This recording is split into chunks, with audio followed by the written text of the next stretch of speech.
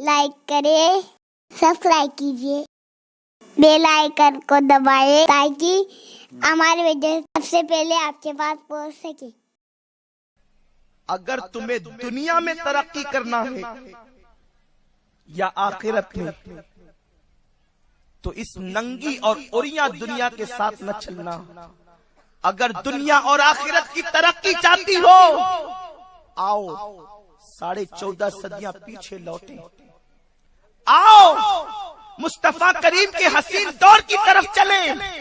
وہ دور جس دور کے اندر میرے آقا صلی اللہ علیہ وسلم کی شہزادی سیدہ فاطمہ سلام اللہ علیہا اپنی زندگی کو گزارتی ہے۔ اے خاتون جنت کی کنیزوں، آؤ دیکھو تو صحیح، تمہارے پاس ایک سے ایک قیمتی دوپٹے ہیں، لیکن تم اسے گلے میں لٹکا کر کے پھرتی ہو۔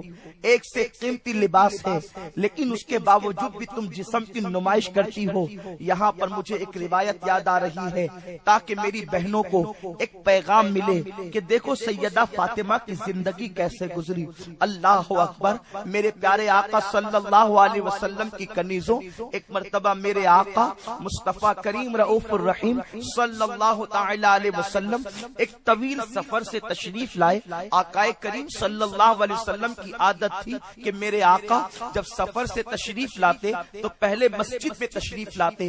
آقا کریم صلی اللہ علیہ وسلم جب مسجد میں آئے تو کسی صحابی نے اطلاع دی، یا رسول اللہ صلی اللہ تعالی علیہ وسلم، آپ کی مقدس شہزادی سیدہ فاطمہ سلام اللہ علیہا بہت زیادہ بیمار ہیں، ان کی طبیعت بہت علیل ہے۔ آقا کریم صلی اللہ علیہ وسلم اپنی بیٹی سیدہ فاطمہ سے بڑی محبت کرتے تھے۔ آقا کریم کی 4 بیٹیاں ہیں، لیکن چاروں کے اندر سب سے زیادہ میرے سرکار سیدہ فاطمہ حسنین کی والدہ سے محبت کرتے تھے۔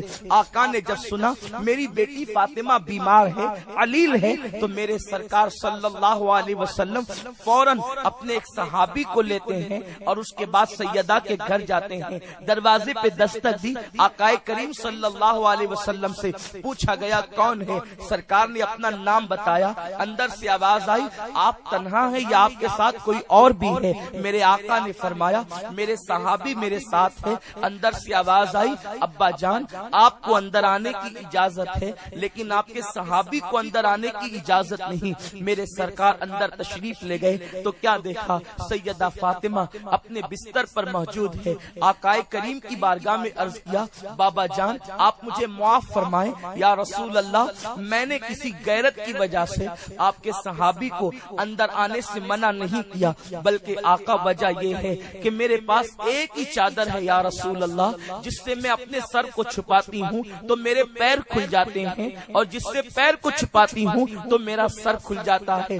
آپ میرے بابا ہیں، اگر آپ کے سامنے پیر کھل جائیں تو کوئی بات نہیں، آپ کے صحابی کے سامنے میں اپنے پیروں کو کیسے کھول سکتی ہوں؟ آقا کریم صلی اللہ علیہ وسلم اپنی بیٹی سے کہتے ہیں، پیشانی پر ہاتھ رکھ کر بیٹی کیسی ہو؟ سیدہ نے عرض کیا، جو اب تک کے صبر و رضا کا پیکر بنی ہوئی تھی، اپنے بابا کا ہاتھ جب اپنے سر پر دیکھا اور آقا نے خود پوچھا بیٹی کیسی ہو تو صبر کا پیمانہ لبریز ہو گیا، آنکھ سے آنسو چھلک پڑے اور عرض کرتی ہے، بابا جان بڑی تکلیف ہے یا رسول اللہ، جب مدینے کی عورتیں بیمار پڑتی ہیں تو ان کو غذائیں بھی ملتی ہے اور دوائیں بھی ملتی ہے، لیکن آپ کی بیٹی فاطمہ کا حال یہ ہے بابا کہ میں 3 دن سے بیمار ہوں یا رسول اللہ۔ اللہ اکبر، میرے گھر میں 3 دن سے چولہا نہیں جلا، دوا ملنا تو دور کی بات ہے آقا، میرے پیٹ میں 3 دن سے اناج تک موجود نہیں، میرے گھر میں ایک لقمے تک کی گنجائش نہیں۔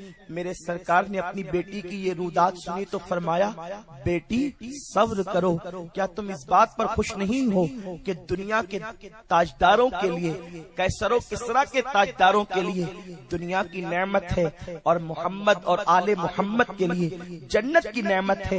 میں تم سے پوچھنا چاہتا ہوں، اے خاتون جنت کی کنیزوں، ایک دن میں 3 مرتبہ پیٹ بھر کر کے کھا کر کے اپنے جسم کی نمائش کرنے والیوں، دنیا کے اندر تمہیں کوئی روکے نہ روکے، لیکن یاد رکھنا ایک دن وہ ضرور آئے گا، تمہارے سر پر موت کی تلوار لٹک رہی ہے، موت کا فرشتہ آئے گا تو تمہارے جسم سے تمہاری روح کو جدا کر لے گا، اور اپنے جسم کی نمائش کرنے والیوں صرف 2 گز کپڑے کے اندر تمہیں لپیٹ دیا جائے گا۔ میرا اللہ ارشاد فرماتا ہے لا تنس نصیبک من الدنیا، دنیا سے اپنے نصیب کا مت بھولو۔ اپنے کپڑوں پر اترانے والیوں، اپنے دوپٹوں کو مفلر بنا کر بالوں کی نمائش کرنے والیوں، اپنی قسمت سے زیادہ دنیا سے نہیں لے جاؤ گی۔ تمہارا شوہر کتنا بھی مالدار ہوگا، کتنا بڑا بھی سوداگر ہوگا، کتنا بڑا بھی بیوپاری ہوگا، اپنے نصیب سے زیادہ نہیں لے جاؤ گی۔ نصیب کیا ہے؟ نصیب کا کیا ہے؟ مفسرین فرماتے ہیں تم اپنے نصیب کا صرف کفن دنیا سے لے جاؤ گے، نہ زیور، نہ مال، نہ منال، اور وہ بھی کون سا کفن؟ دنیا میں ڈریس خریدنے کے لیے نکلتی ہو تو کہتی ہو کہ فلاں اداکارہ نے جو کپڑے پہنے وہ بتاؤ، تو کیا قبر میں بھی اداکارہ کا لباس پہن کر جاؤ گی؟ نہیں، قبر میں کسی اداکارہ کا لباس نہیں، قبر میں وہی لباس پہن کر جاؤ گی جو لباس دنیا سے سیدہ فاطمہ پہن کر گئی ہے، جو لباس دنیا سے سیدہ زینب پہن کر گئی ہے، جو لباس دنیا سے رابعہ بصری پہن کر گئی ہے، جو لباس دنیا سے ماں عائشہ صدیقہ پہن کر گئی ہے، جو لباس دنیا سے ام سلمہ ام المومنین پہن کر گئی ہے، وہی لباس تم دنیا سے پہن کر جاؤ گی۔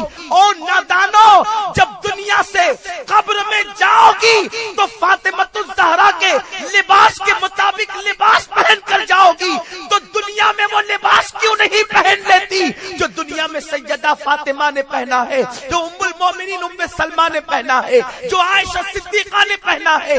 کیوں ہیروئن والا لباس پہن رہی ہو، اپنے آپ کو جہنم کا ایندھن بنا رہی ہو، اپنے آپ کو جہنم کی طرف لے جا رہی ہو، اپنے رب کو ناراض کر رہی ہو، جنت کی خوشبو کو اپنے اوپر کیوں حرام کر رہی ہو؟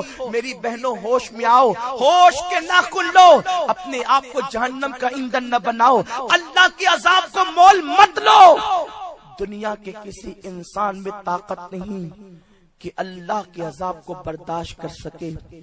جب بڑے بڑے پہلوان مرد اللہ کے عذاب کو برداشت نہیں کر سکتے، تم تو نازک ہو، زنف نازک ہو، تم اللہ کے عذاب کو کیسے برداشت کر سکو گی؟ اس لیے میری بہنوں لوٹاؤ، لباس تو لباس تمہارے لوگوں کو دعوت نظارہ دیتے ہیں، تمہارے لباس دوسروں کو کے اندر ہیجان پیدا کرتے ہیں، شہوت کو ابھارتے ہیں۔ کمنٹ شیئر ضرور کریے۔